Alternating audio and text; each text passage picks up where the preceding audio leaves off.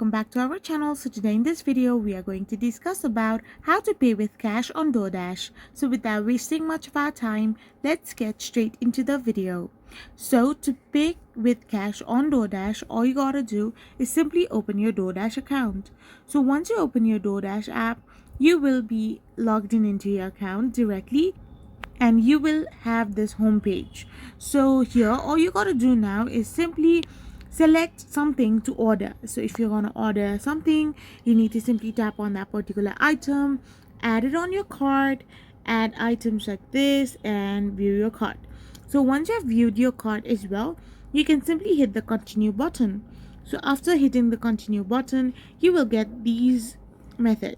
So as you can see, there are different kind of payment method, which means DoorDash primarily uses digital payment methods, while you cannot pay for an order with cash directly within the DoorDash app. You can pay the driver in cash for delivery itself, and you can use cash to tip the driver. However, some merchants may offer you cash on delivery options only when there are some kind of offers going on, which allows you to pay the driver in cash at time of delivery. I hope you found this video helpful, so don't forget to hit that subscribe button and do give us a thumbs up. We will be back again with more informative videos. Thank you for watching.